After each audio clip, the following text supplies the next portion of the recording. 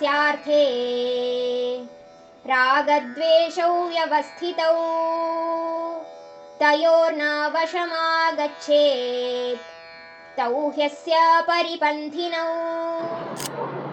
ಯಾವಾಗ ನೀನು ನಿನ್ನ ದೇಹದ ಪಂಚ ಇಂದ್ರಿಯಗಳಾದ ಕಣ್ಣು, ಕಿವಿ, ಮೂಗು, ಬಾಯಿ ಮತ್ತೆ ಚರ್ಮ ಇವುಗಳಿಂದ ನೋಡೋದು, ಕೇಳೋದು, ಮೂಸೋದು, ಸ್ವಾದಿಸೋದು, ಹಾಗೆ ಅನುಭವಿಸೋದು ಅಥವಾ ಫೀಲ್ ಮಾಡೋದು, ಇವುಗಳಿಂದನೇ ಪ್ರೀತಿ ಮತ್ತೆ ದ್ವೇಷ ಹುಟ್ಕೊಳ್ಳೋದು.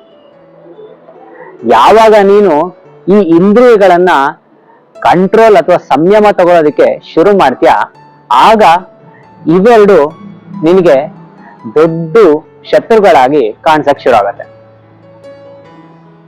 ಮತ್ತೆ ಈ ಇಂದ್ರಿಯಗಳಲ್ಲಿ ಎರಡು ಬಗೆಗಳನ್ನ ನಾವು ಕಾಣ್ಬೋದು. ಒಂದು ಜ್ಞಾನ ಇಂದ್ರಿಯಗಳಂತ ಕರಿತೀವಿ, ಮತ್ತಿನ್ನೊಂದು ಕರ್ಮ ಇಂದ್ರಿಯಗಳು ಅಂತ.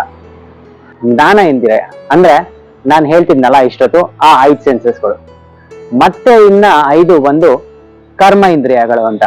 ಇವುಗಳು ಯಾವ್ದಂದ್ರೆ ವಾಕ್ ಅಂದ್ರೆ ಬಾಯಿ, ಮತ್ತೆ ಪಾಣಿ ಅಂದ್ರೆ ಕೈ, ಪಾದ ಅಂದ್ರೆ ಕಾಲ್ಗಳು, ಮತ್ತೆ ವಾಯು ಮತ್ತೆ ಉಪಸ್ಥಂ ಇವೆರಡು ಮುಂದೆ ಮತ್ತೆ ಹಿಂದಿರುವ ರಂಧ್ರಗಳು ಅಂತ ನಾವು ಹೇಳ್ತೀವಿ.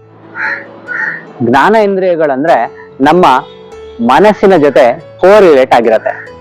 ಹಾಗೆ ಈ ಕರ್ಮ ಇಂದ್ರಿಯಗಳು ನಮ್ಮ ದೇಹದ ಜೊತೆ ಕೋರಿಲೇಟ್ ಆಗಿರತ್ತೆ. ಇದೇ ಇವೆರಡರ ಡಿಫ್ರೆನ್ಸ್.